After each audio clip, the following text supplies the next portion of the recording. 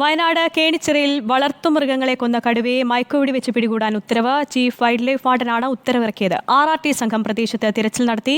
കടുവയെ കണ്ടെത്താൻ കഴിഞ്ഞിട്ടില്ല. പ്രതികൂല കാലാവസ്ഥയെ തുടർന്ന് ഇന്നത്തെ ദൗത്യം അവസാനിപ്പിച്ചു.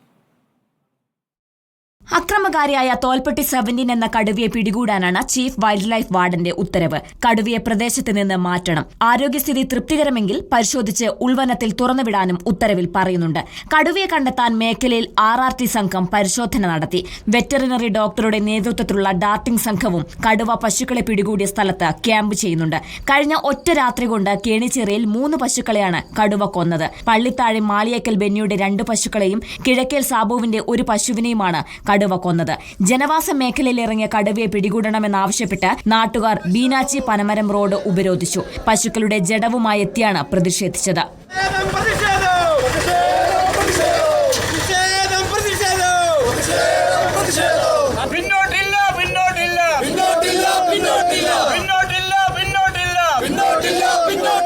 South Wayanad DFO incharge P. Ranjith ജനപ്രതിനിധികളുമായും പ്രതിഷേധക്കാരുമായും ചർച്ച നടത്തി. നഷ്ടപരിഹാരത്തിന്റെ ആദ്യ ഗഡു 30,000 രൂപ നാളെ കർഷകർക്ക് നൽകും. ചെതലയം റേഞ്ച് ഉദ്യോഗസ്ഥർക്ക് പ്രദേശത്ത് 24 മണിക്കൂർ പട്രോളിംഗ് നടത്താനും നിർദ്ദേശം നൽകിയിട്ടുണ്ട്.